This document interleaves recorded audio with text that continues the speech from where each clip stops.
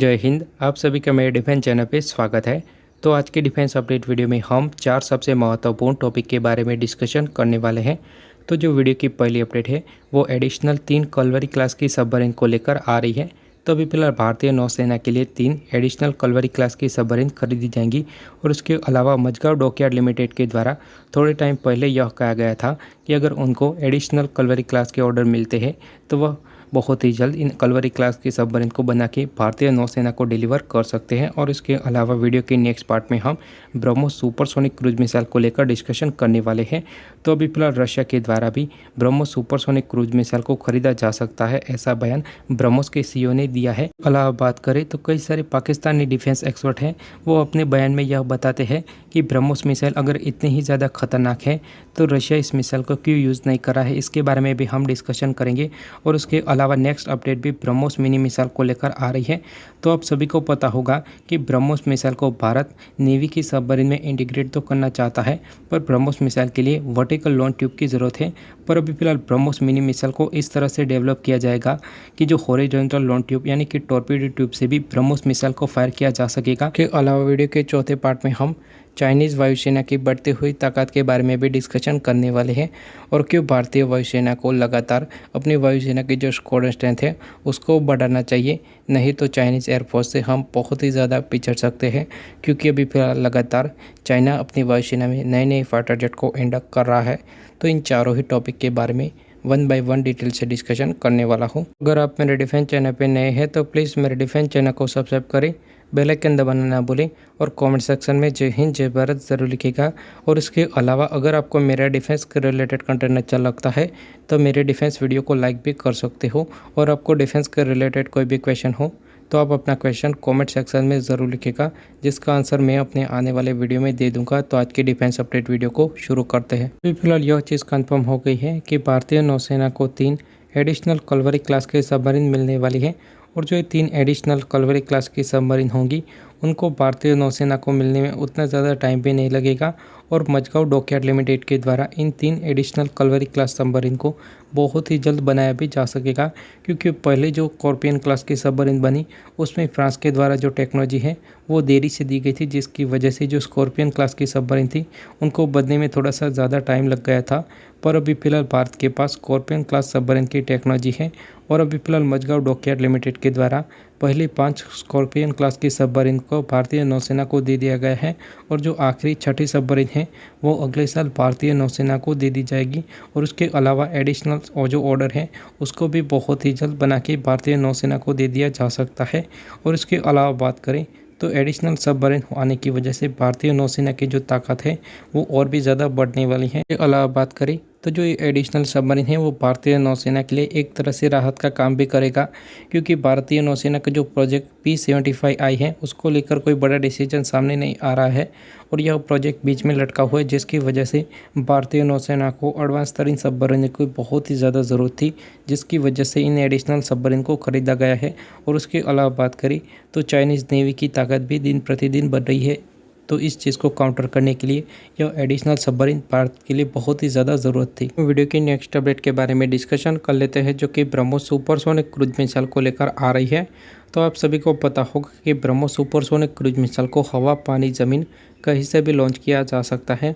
और अगर किसी भी एयरक्राफ्ट कैरियर के ऊपर 3 ब्रह्मोस सुपरसोनिक क्रूज मिसाइल को मार दिया जाए तो बड़े ही आसानी से उस एयरक्राफ्ट कैरियर को भी डुबा दिया जा सकता है।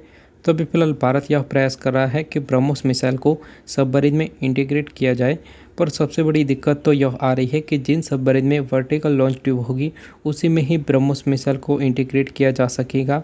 पर अभी फिलहाल भारत के पास जो मोस्टली सबमरीन हैं उनमें जो टॉर्पीडो ट्यूब है वो हॉरिजॉन्टल है, जिसकी वजह से ब्रह्मोस मिसाइल को सबमरीन में इंटीग्रेट करने के लिए बहुत ही ज़्यादा मुश्किलों का सामना करना पड़ रहा है। अभी फिलहाल ब्रह्मोस एरोस्पेस के द्वारा कुछ ऐसा किया जा रहा है जिसकी वजह से जो ब्रह्मोस मिसाइल होगी उसको हर एक सबमरीन में लगाया जा सकेगा। तो जो भारत की ब्रह्मोस मिनी मिसाइल है उसको कैप्सूल में डाल दिया जाएगा और बाद में टॉर्पीडो लॉन्च ट्यूब से फायर किया जाएगा। और जो मिसाइल है और टॉर्पीडो लॉन्च ट्यूब से फायर होने के बाद जो कैप्सूल है उससे अलग होकर अपने टारगेट की ओर आगे बढ़ जाएगी। तो अगर ब्रह्मोस मिसाइल हर एक सबमरीन में इंटीग्रेट हो जाती है तो जो सबमरीन है उनको अपने टारगेट के उतने ज़्यादा नज़दीक भी नहीं जाना पड़ेगा। इसके अलावा बात करें तो कोई भी सबमरीन किसी भी सरफेस शिप को दो तरह से मारती है। एक तो उसके ऊपर टॉर्पीडो फायर करके और दूसरा उसके ऊपर एंटी शिप मिसाइल फायर करके। तो जो टॉर्पीडो लॉन्च करके उसमें बहुत ही ज़्यादा रिस्क रहता है क्योंकि टॉर्पीडो की रेंज उतनी ज़्यादा नहीं रहती है, पर जो एंटी शिप मिसाइल होती है उससे ज़्यादा रेंज मिलती है। तो अगर ब्रह्मोस मिसाइल सबमरीन में इंटीग्रेट हो जाएगी तो भारत की जो सबमरीन है उनको उतने ज़्यादा नज़दीक भी नहीं जाना पड़ेगा टारगेट के। और जो शिप्स होते हैं उनके रडार भी बहुत ही ज़्यादा बड़े बड़े होते हैं और इसके अलावा उनका सोनार भी बहुत ही ज़्यादा स्ट्रॉन्ग होता है, जिसकी वजह से सबमरीन जितना ज़्यादा दूर रहेगा उतना ही ज़्यादा बेहतर रहने वाला है। वीडियो की नेक्स्ट अपडेट के बारे में डिस्कशन कर लेते हैं। तो पाकिस्तानी डिफेंस एक्सपर्ट अपने वीडियो में यह बताते हैं कि भारत की ब्रह्मोस मिसाइल बहुत ही ज़्यादा ख़राब है, जिसकी वजह से रशिया ब्रह्मोस मिसाइल को यूज़ नहीं करता है। तो उसका आंसर देते हुए मैं बताना चाहता हूँ, भारत की ब्रह्मोस मिसाइल है उसको रशिया की P-800 ओकिन्स यानी कि याकोट मिसाइल के बेस के ऊपर बनाया गया है। यानी कि ब्रह्मोस मिसाइल की जो पेरेंट मिसाइल है वो याकोट मिसाइल है, जो कि ऑलरेडी रशिया के पास मौजूद है, जिसकी वजह से रशिया ब्रह्मोस मिसाइल को यूज़ नहीं कर रहा है। और उसके अलावा बात करें तो अभी फिलहाल ऐसी भी रिपोर्ट सामने आ रही है और ब्रह्मोस के CEO के द्वारा यह बयान दिया गया है कि रशिया भारत की जो ब्रह्मोस सुपरसोनिक क्रूज मिसाइल का एयर लॉन्च वेरिएंट है उसमें बहुत ही ज़्यादा इंटरेस्टेड है और शायद रशिया भारत की ब्रह्मोस मिसाइल को खरीद भी सकता है, जिसके बहुत ही ज़्यादा चांसेस बताए जा रहे हैं। वीडियो की नेक्स्ट अपडेट के बारे में डिस्कशन कर लेते हैं।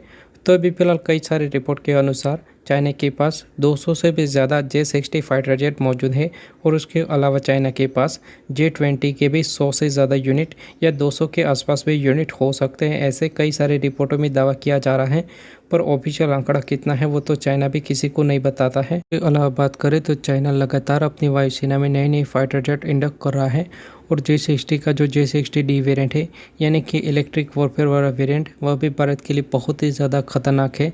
और अभी फिलहाल चाइना के पास इस फाइटर जेट के 7 यूनिट मौजूद हैं और आने वाले टाइम में यह नंबर और भी ज़्यादा बढ़ सकता है।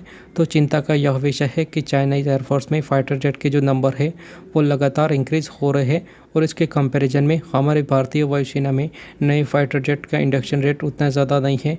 और उसके अलावा बात करें तो जो बड़ी बड़ी डिफेंस डील है वह भी अभी फ़िलहाल साइन नहीं हुई है। और उसके अलावा बात करें तो अगर यह आंकड़ा इसी तरह बढ़ता रहा तो आगे जाके भारत को बहुत ही ज़्यादा मुश्किलों का सामना करना पड़ सकता है, क्योंकि भारत का जो गोल है वो 2030 तक 30 स्क्वाड्रन का है।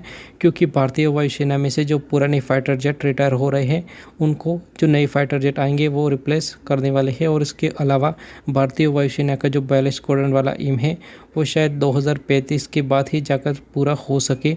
पर अभी फ़िलहाल भारत को यह भी सोचना होगा कि लगातार हमारा जो एनिमी है वो ताकतवर और एडवांस तरीन फाइटर जेट को इंडक्ट कर रहा है, तो हमें भी कुछ ना कुछ करके जो स्क्वाड्रन स्ट्रेंथ है उसको बढ़ाना चाहिए। होप आपको मेरा इन्फॉर्मेटिव वीडियो अच्छा लगा होगा। वीडियो अंत तक देखने के लिए धन्यवाद। जय हिंद, जय भारत। मिलते हैं अगले वीडियो में।